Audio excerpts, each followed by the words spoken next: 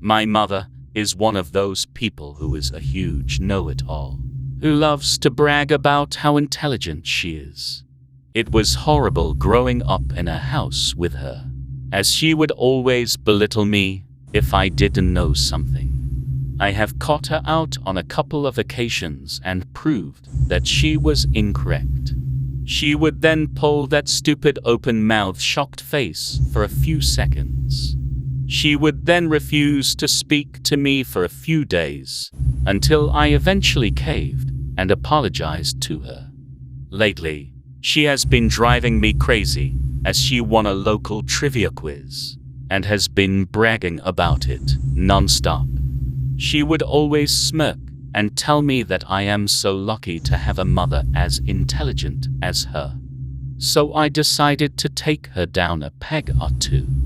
I forced her to sit down in a chair in our living room and told her the rules of our quiz. If she got all the questions right, then I will bring her out for dinner. But if she gets any wrong, then she will be punished.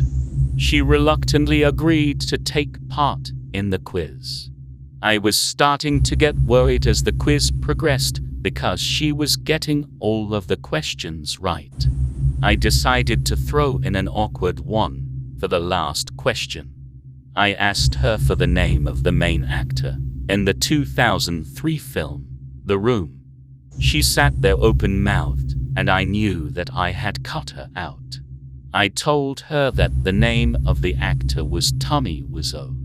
Her face went deathly pale as I reached for the pliers and attached it to her fingernail. I couldn't help but smile smugly, listening to her scream of agony as I ripped out her fingernail. Maybe from this point forward, she will learn to be a bit more humble.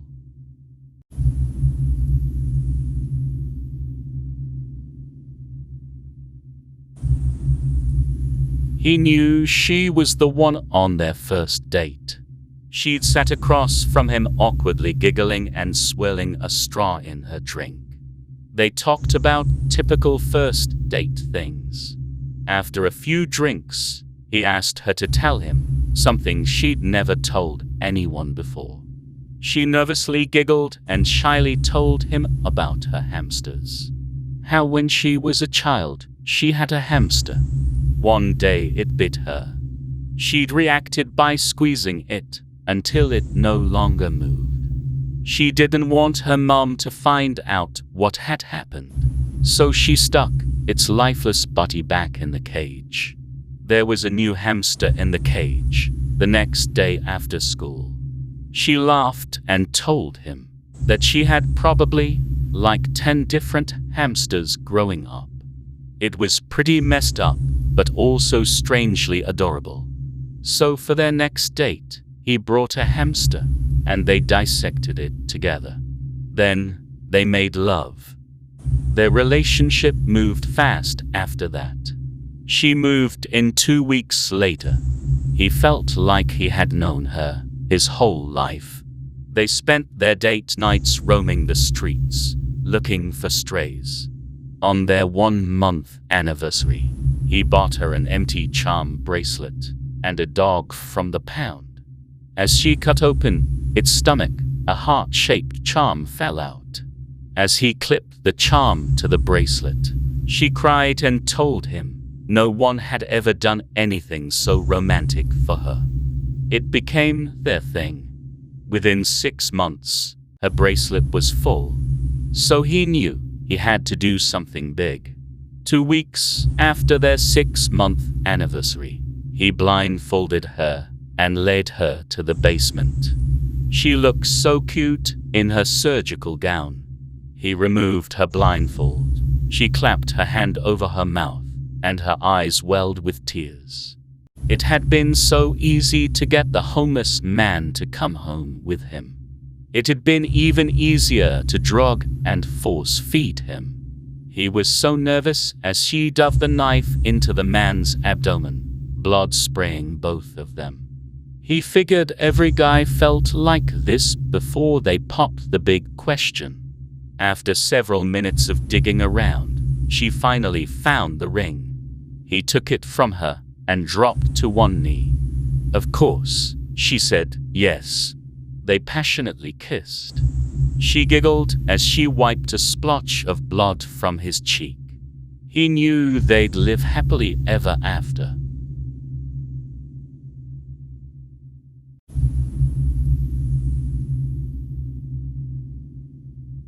I'd always assumed that stars appeared dimmer when it was a full moon, but lying here on the patchwork blanket, I realized I may just have been wrong.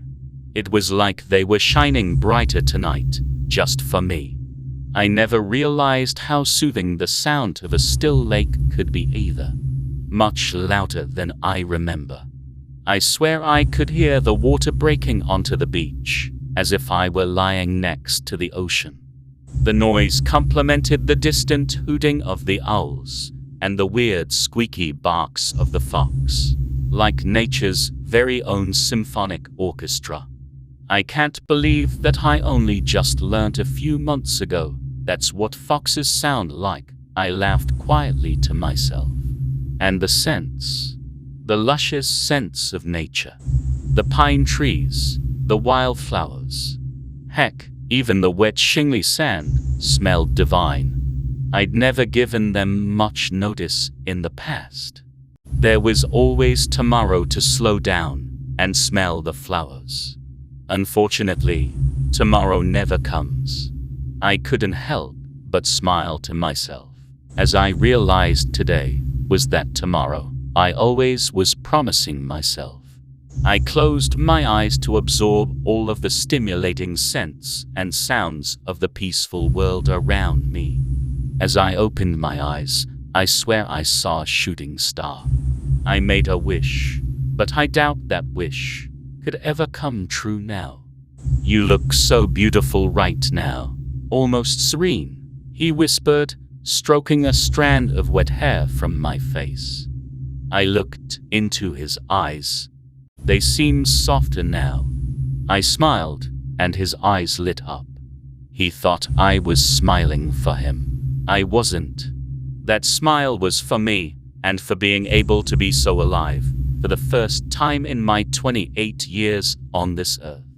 It's just a shame it took this, for me to notice the beauty that surrounds us every day.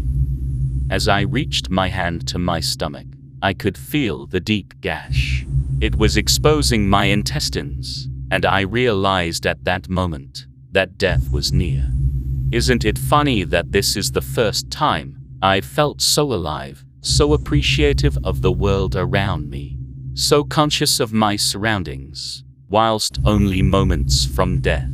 I just wished I had been this alive earlier tonight, instead of dampening my flame with cheap vodka. I wish that I had allowed my senses to grow all these years, instead of suppressing them to get through my busy life, to numb out the world.